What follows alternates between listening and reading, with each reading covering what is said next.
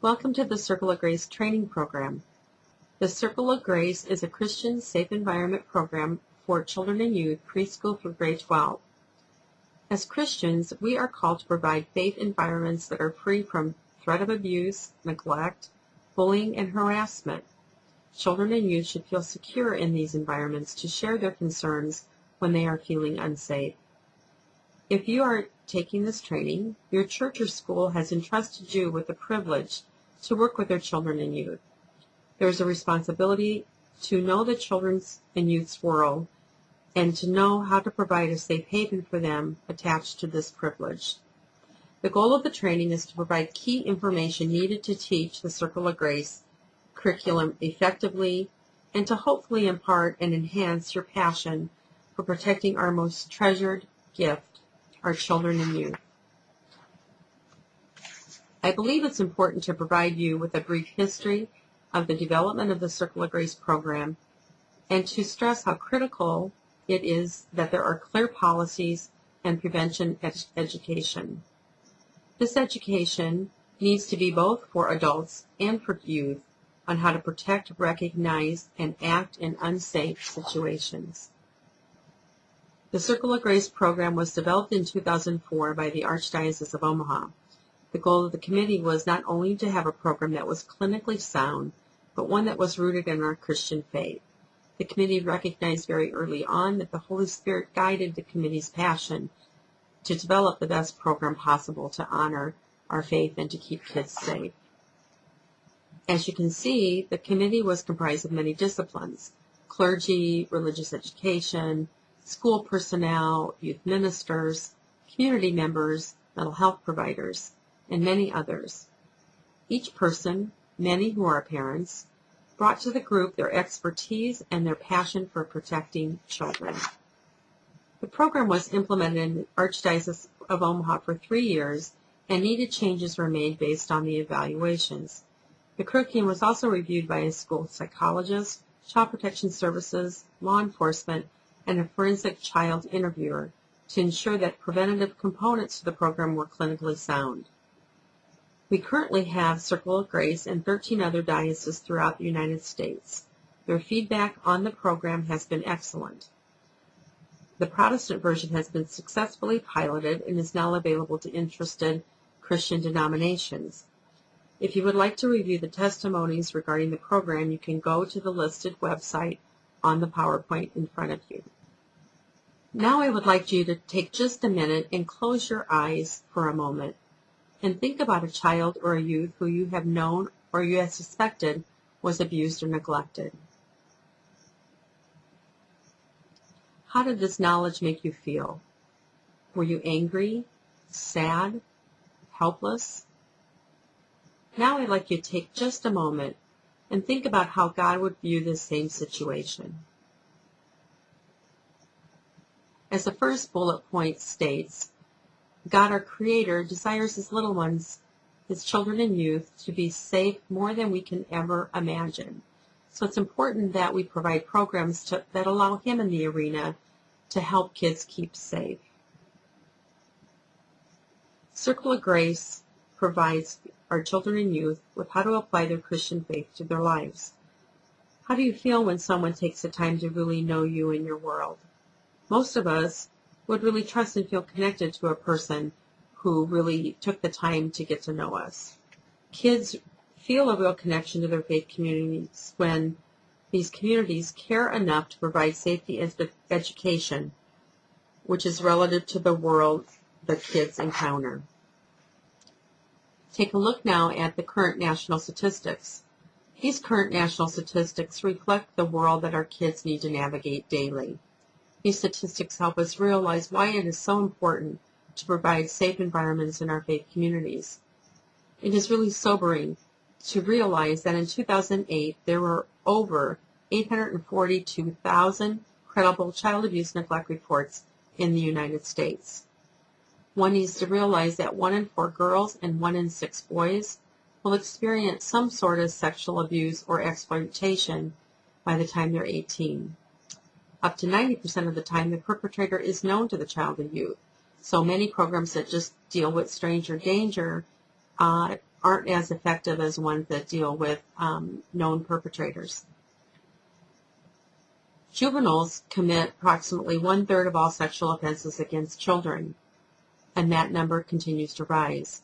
1 in 5 children, the ages 10 to 17, receive unwanted sexual solicitation online through the internet. These statistics reveal that today's children and youth have a much higher risk of being abused by someone they know than by someone who is a stranger. There are many key elements to providing safe environments for our children and youth. Faith communities need to have policies in place regarding child abuse, neglect, and ministerial conduct. These policies are important to establish because they outline expectations and, more importantly, emphasize the valuable gift our children and youth are to the faith community. All adults involved with children and youth need to be educated in these policies and in identification and reporting of child abuse and neglect to the local authorities. Policies are only as good as they are known and implemented. Checking criminal backgrounds is highly advised for all who work with children and youth. Although background checks do not automatically prevent abuse, they do give us a current snapshot of a person's interaction with the community and with the laws. This step reinforces the faith community's intent to do all that is possible to keep kids safe. The last key component is to educate our children and youth on healthy boundaries by teaching the Circle of Grace curriculum. We must always remember our commitment to our children and youth. All children and youth should experience a welcoming, secure, warm, and protected environment, allowing them to embrace all aspects of their Christian faith and engage in healthy relationships. The fact that you're participating in this DVD training reveals the importance you and your faith community has already placed on keeping kids safe. So you're probably asking yourself, when is she going to tell me about exactly what Circle of Grace is? Well, this section we will be looking at this question along with the program's concepts, philosophies, objectives, all of which are rooted in our Christian faith. The Circle of Grace is the love and goodness that surrounds us and all others, the recognition that God is always with us and is there for us in difficult situations.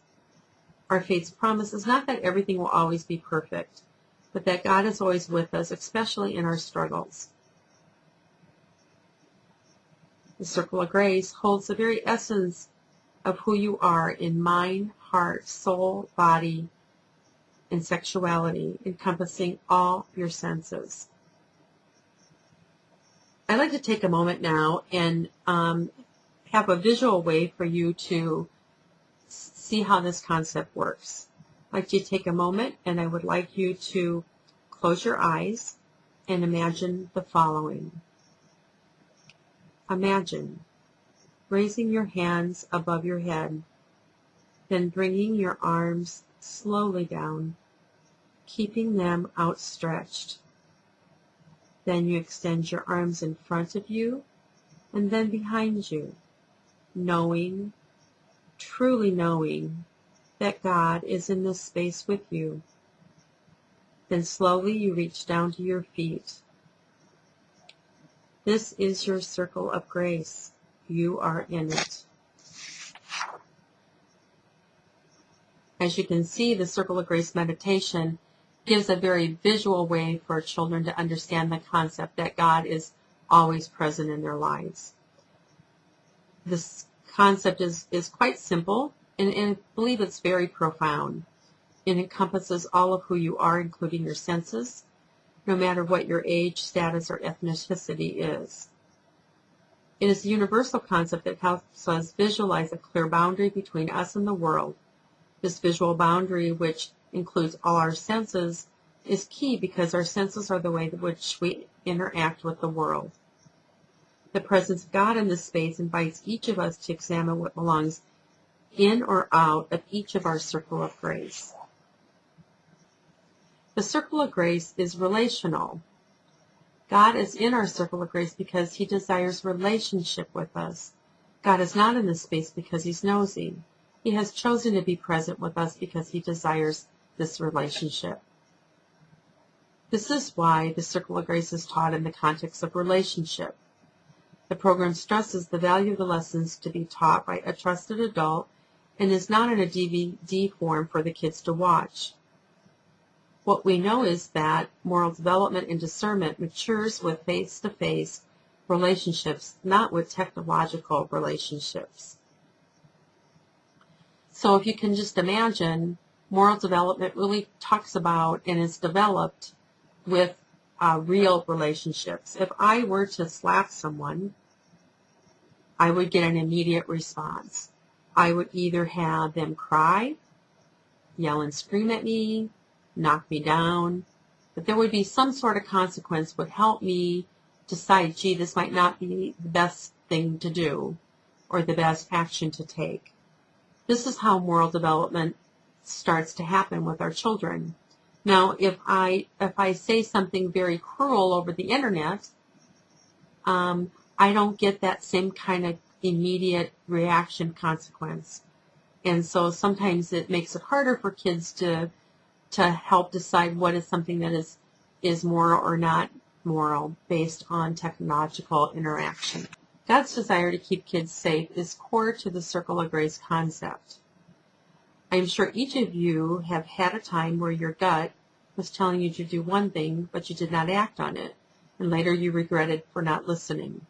As adults, many times we ignore this internal prompting, and we do not connect it with God wanting us to be all that we can be.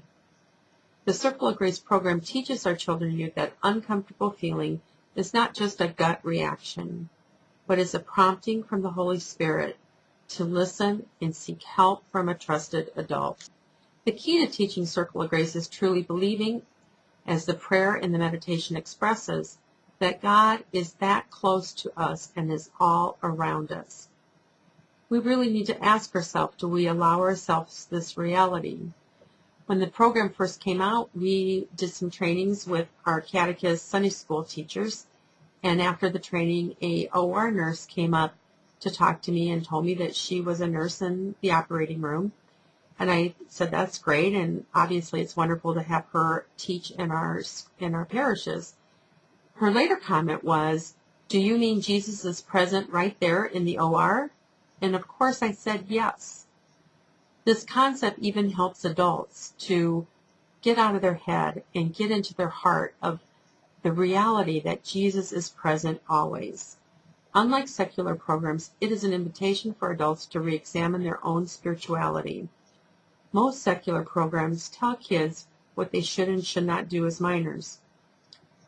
Don't go with strangers, don't drink, don't view pornography, but as adults, we can justify these behaviors because we are competent adults.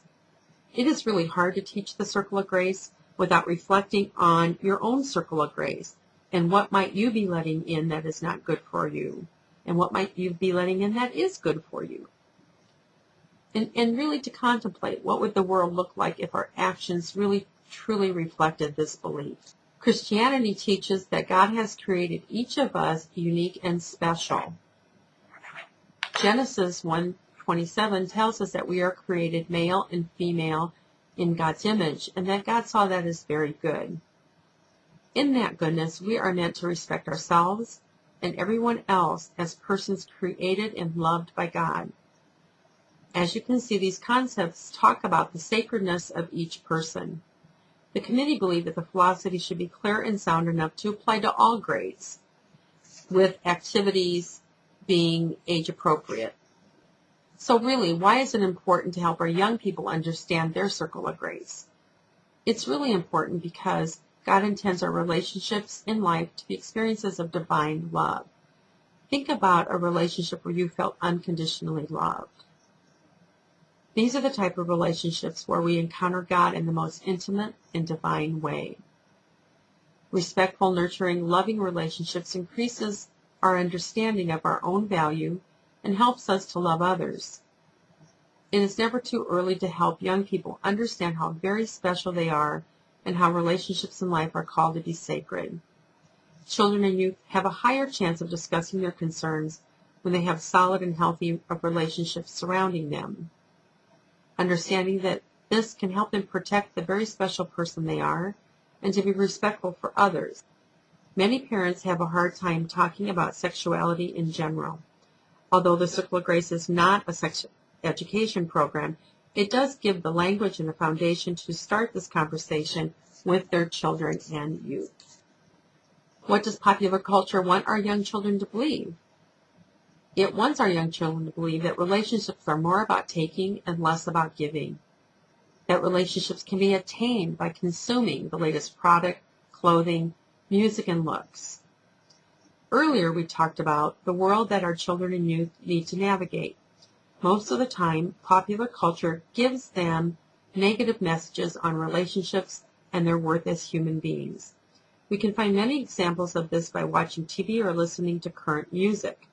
Popular culture would like the youth to believe that somehow their body is separate from who they are, a disconnect. Popular culture wants our kids to buy into the deception that a casual, intimate relationship, such as friends with benefits or hooking up, does not harm or negatively affect them. But as Christians, we realize that these type of encounters affects their souls, and it is our hope, all of our hope, that somehow we can find unconditional love and acceptance. Many of the Circle of Grace lessons will help children and youth discern these cultural messages. It is critical that we develop a Circle of Grace culture modeling for the children and youth our belief that God is always present and wanting to help. We need to contemplate all the things that enter into our own Circle of Grace through our senses.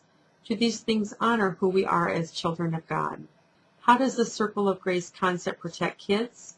The Circle of Grace gives children and youth an opportunity to tell us about whatever makes them feel uncomfortable.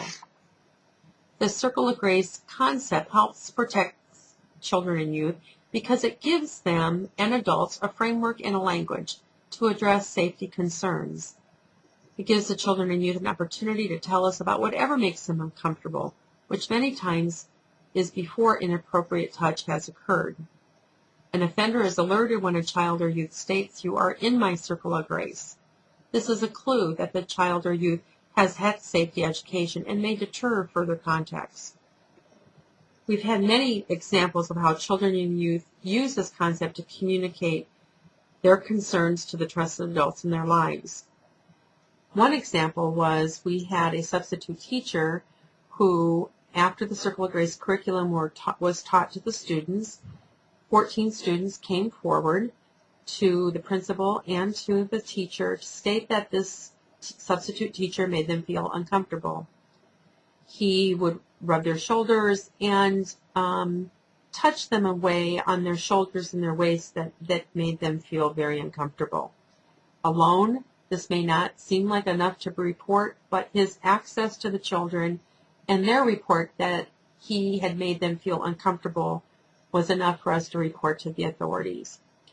The children were interviewed, and the sergeant of the law enforcement agency indicated that it was appropriate to refer, and in fact, this substitute teacher was grooming those students.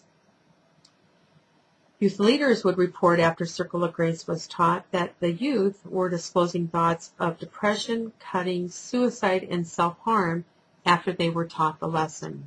So I think you can see that children and youth really do understand the concept and are able to use this language and this framework that we've given them to help us keep them safe. So what about offenders?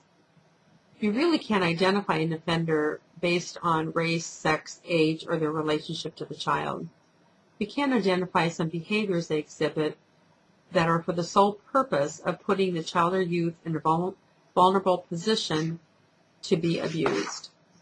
Offenders usually start to groom children and youth by chipping away at safeguards put in place by trusted adults. Offenders encourage children and youth to lie to their parents. They insist that the children and youth break family rules, such as allowing anyone to be home when they're home alone. They entice the children and youth to drink alcohol or view pornography. They put pressure on the child or youth to keep the relationship or aspects of the relationship secret. These behaviors are to lower the defenses of the children and youth and chip away at the safeguards put in place by the adults in their lives. The Circle of Grace concept gives the children and youth the language and framework to report these kind of behaviors to the trusted adults in their lives before an abusive situation occurs. A good example of how this might be helpful was in my earlier years as a social worker, I provided a support group for adults molested as children. And during this support group, there was an adult woman who indicated she was abused by her grandpa at age 8. She really believed that she had told her mom as a child, and her mom did not believe her. The group kindly urged her to tell us exactly what she remembered about telling her mom. And this is what she said. She said she was about 8. Her mom was in the kitchen, and they were about ready to go to her grandpa's house. She went over to her mom. She tugged at her blouse and said, "Mom, I don't want to go to Grandpa's. He's mean." And her mom said, as you probably can imagine, "He's your grandpa and you're going."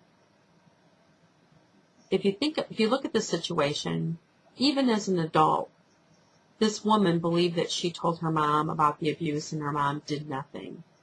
You want to have to ask yourself, did this mother really know that her child was being abused? I don't think so.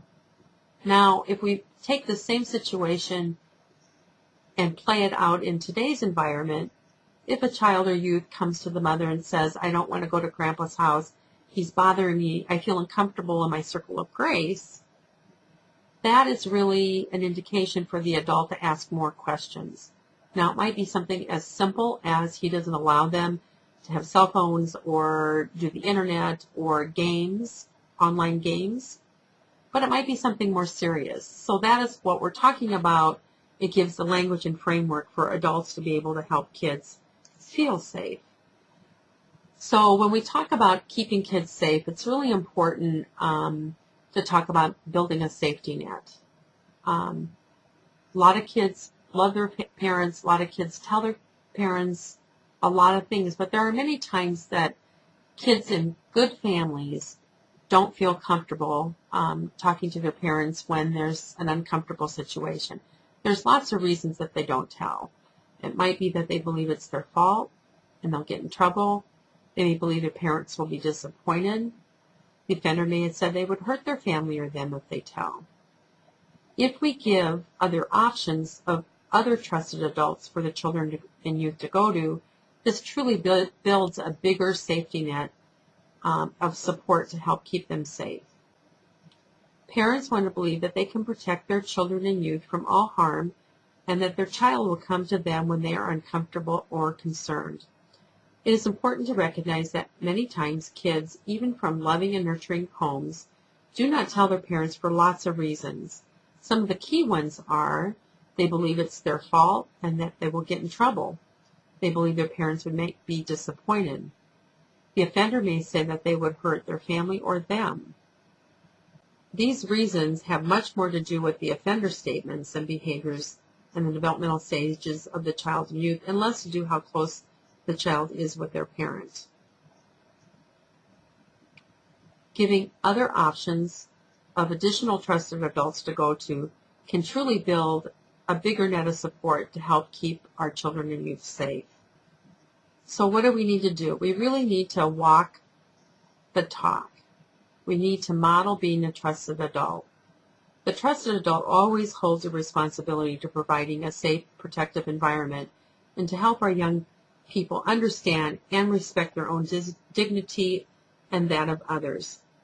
A great example of how you can really walk the talk was a friend of mine had her son in Circle of Grace at one of our religious ed programs, and he was getting the 3rd grade lesson. And she called me one night to tell me what happened with Mikey. She's a hospice nurse, and she indicated that she was coming home from a bad hospice situation, and she decided she wanted to stop and get popcorn and a movie, and she was going to watch a movie with Mikey. Now, Mikey is her youngest, and quote unquote, she said, I really needed my Mikey fix. I'm just going to cuddle with Mikey watch his favorite movie, and kind of my cares will go away. She got home. Her older son was upstairs studying. Michael was building something, building a fortress, and was very industrious and very intent on completing this project. Now you have to understand, Mikey's dad is an architect, so you can just imagine the kind of materials around.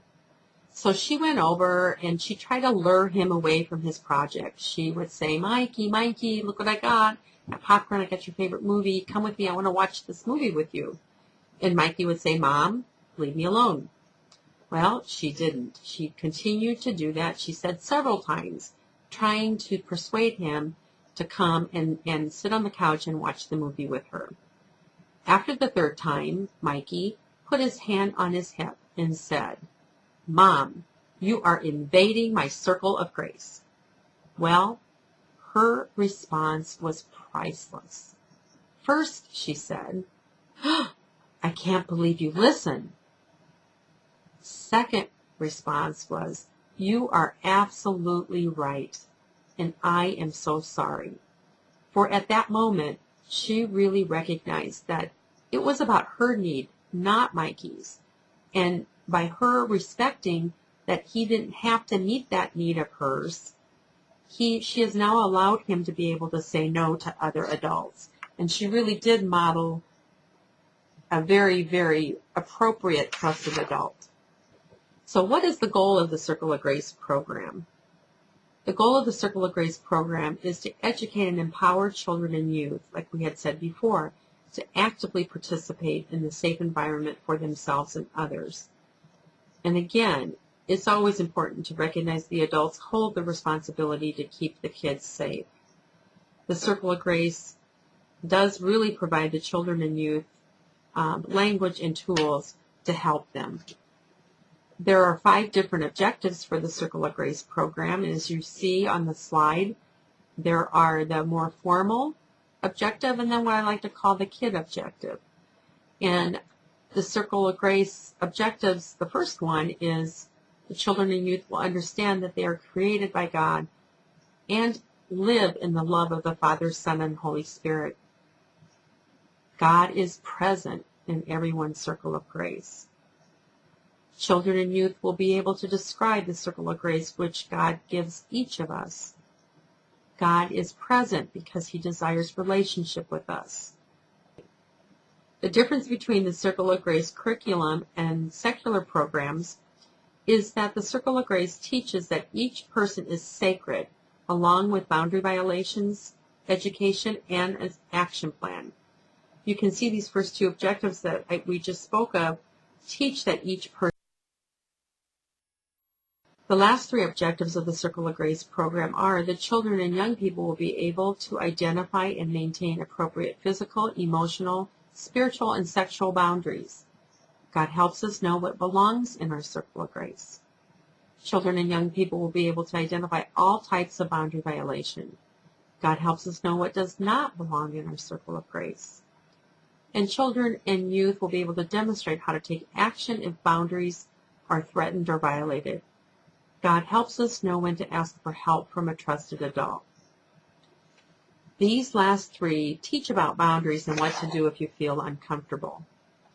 Now that we've reviewed the history of the program along with an overview of its concepts and objectives, it's really important to take a look at the curriculum.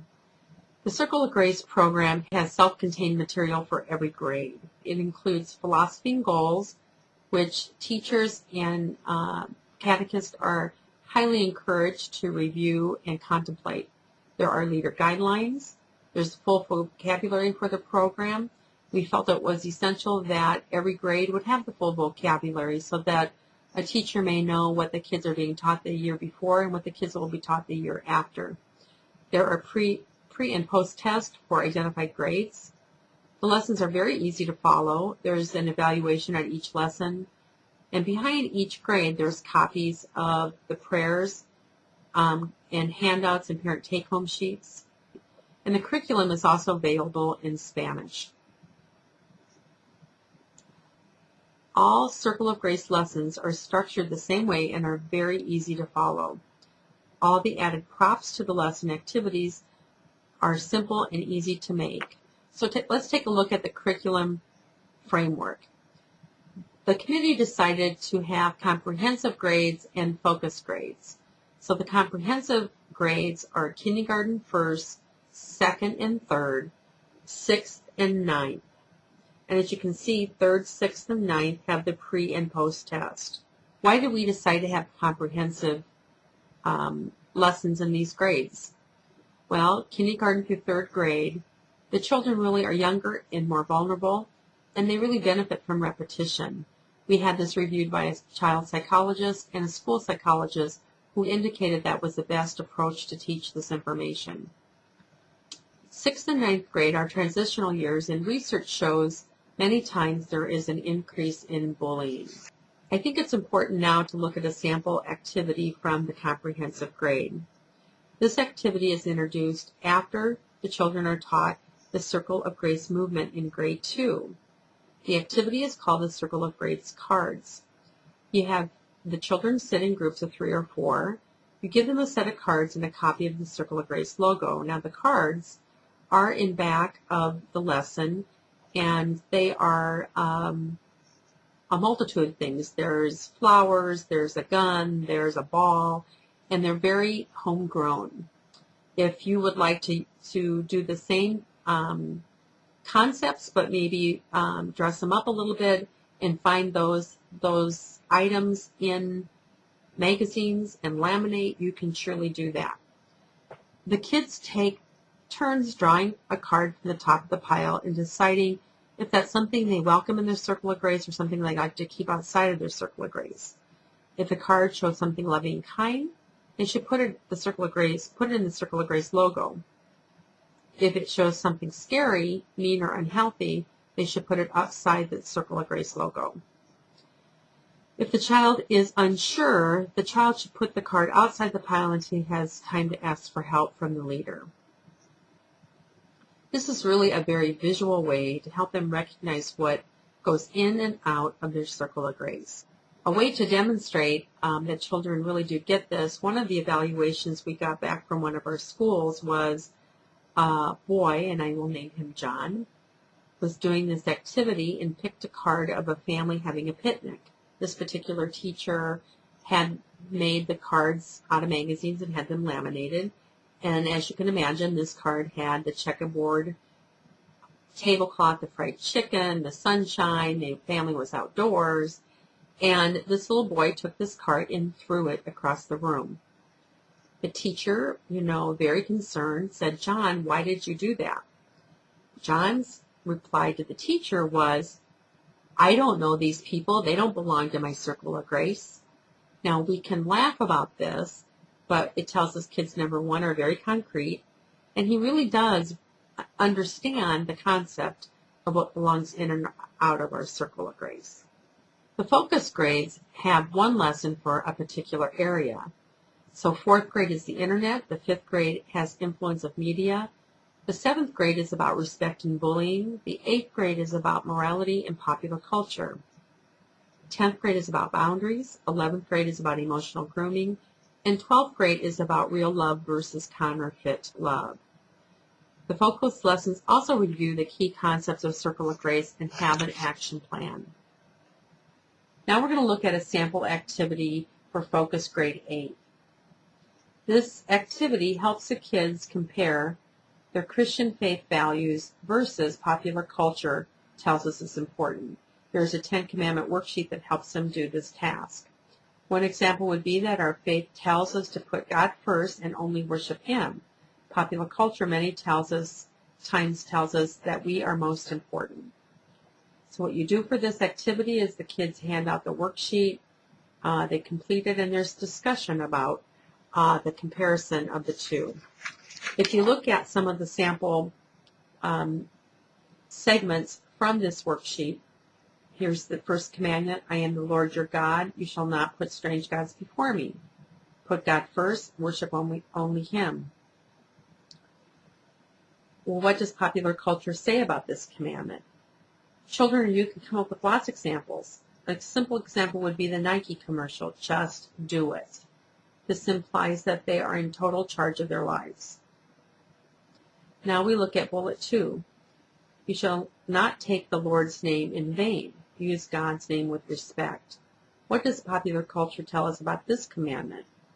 An example is that of texting OMG. Many people, including adults, say this without even thinking they're using God's name in vain. And the activity sheet, and you'll be able to see it when you have the lesson, has what our Christian faith teaches us that is valuable and what popular culture teaches is valuable side by side. What we found is the children and youth, when they see these two elements side by side, what we value as Christians and what popular culture values, it's almost an aha moment. They're realizing that many of the things that are taught by popular culture is not consistent with our Christian faith. So now I think it's important to look at some of the implementation tips.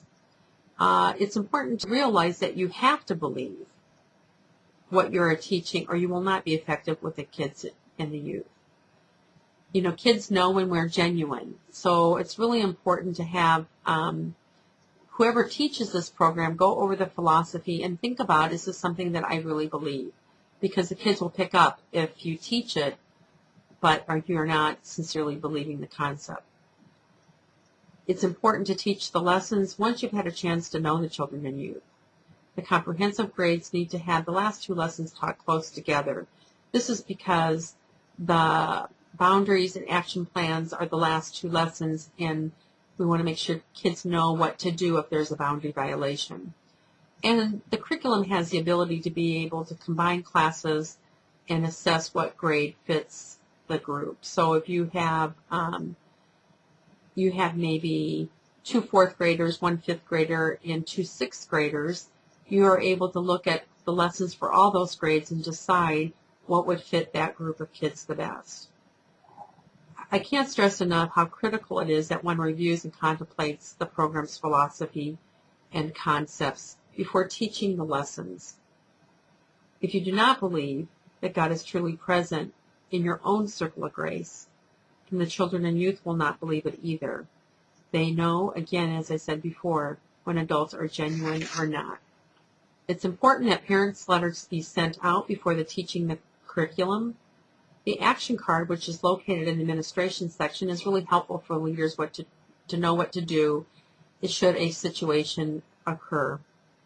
It's always important to be aware that the content may trigger past issues with some leaders. Remember, go back to the statistics.